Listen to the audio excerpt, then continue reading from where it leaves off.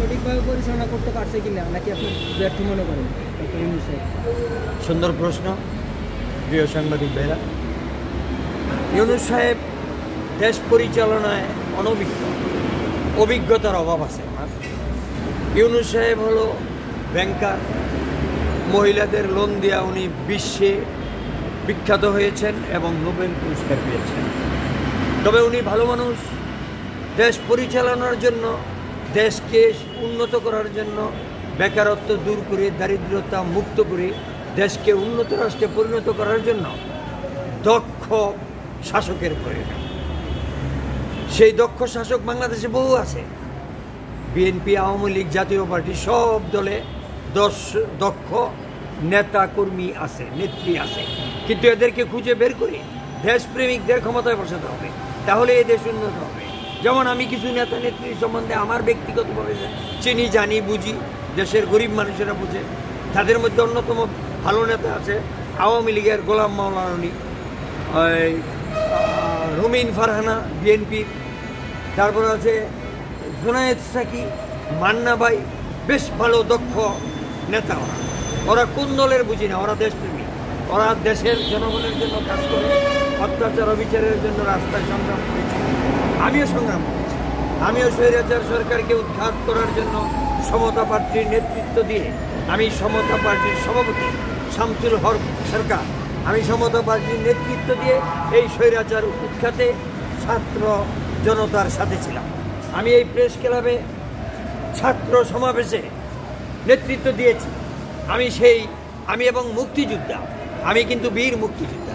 এই দেশকে পাকিস্তানের হাত থেকে মুক্ত করে স্বাধীন করা হয়েছিল দেশের মানুষের দুঃখ দুর্দশা লাঘব করে দেশকে উন্নত করার জন্য, কিন্তু গরিব মানুষেরা স্বাধীনতার সুফল ভোগ করতে পারে নাই।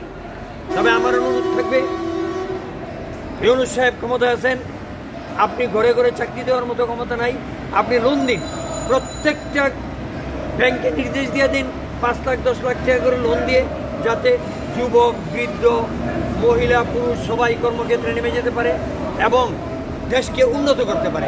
এটাই এখন ইউনূস সাহেবের একমাত্র দায়িত্ব।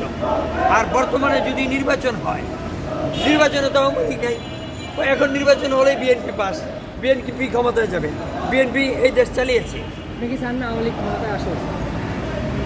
কোন দল ক্ষমতায় আসবে সেটা আমি এবং বাংলা, ব্যক্তিগতভাবে চান কিনা? আমি এবং আমার গরিব মানুষদের পক্ষ থেকে বলতে চাই, এই মুহূর্তে আওয়ামী লীগ ক্ষমতায় আসবে না, আরও 10-15 বছর আসতে পারবে না। ওরা যে অন্যায় অবিচার করেছে, গণতন্ত্র হত্যা করেছে, বাংলার মানুষ তাদেরকে বয়কট করেছে। আওয়ামী লীগ যদিও ক্ষমতায় আসে, আগামী 15 বছর পরে আওয়ামী লীগ, বিএনপি 2-3টা দলকেই মানুষ, জাতীয় পার্টি দেখেছে, এই বাংলার মানুষ তাদের কিছুই দিতে পারে না। এই বাংলার মানুষকে তারা কিছুই দিতে পারে নাই, তারা দুঃখ দুর্দশা আরও বাড়িয়ে দিয়েছে। এখন দক্ষ শাসকের প্রয়োজন। দেশ যাতে দক্ষ শাসকতা শাসন করে, জ্ঞানী বিজ্ঞানীরা শাসন করে দেশ উন্নত করতে পারে, দরিদ্রতা মোচন করতে পারে, সেটাই আমার কামনা, ব্যক্তিগতভাবে আমার বাসনা।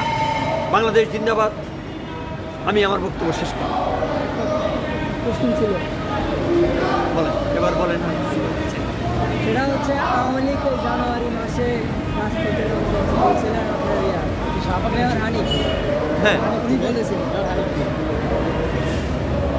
আওয়ামী লীগের এমপি মেয়র হানিফ আসলে কি হানিফ আওয়ামী লীগেরই ছিল, এখন তো নাই, এখন নাই, কিন্তু উনি তো আছে আওয়ামী লীগেরই তো। আরে উনি তো মারা গেছে। হ্যাঁ, হানিফ মারা গেছে, হানিফের ছেলে। আরেকজন আছে হানিফ আছে, উনি বলছিলেন যে এই জানুয়ারি মাসেই রাজপথে নামবে। এই বিষয়টা আন্দোলন সংগ্রাম করার অধিকার সব দলের আছে। আওয়ামী লীগেও ভালো লোক আছে, মন্দ লোক আছে, বিএনপিতেও ভালো লোক আছে, মন্দ লোক আছে। আওয়ামী লীগ আন্দোলন করতেই পারে, তারা যদি জনতার ভালো করতে চায়, অতীতের ঘৃণিত কর্মকাণ্ড ভুলে গিয়ে জনতারা কেউ ভালো কিছু উপহার দিতে চায়, তারা রাস্তায় নামবে। জনগণ যদি তাদেরকে ভালোবাসে, তারা আবার ক্ষমতায় আসতেও পারে।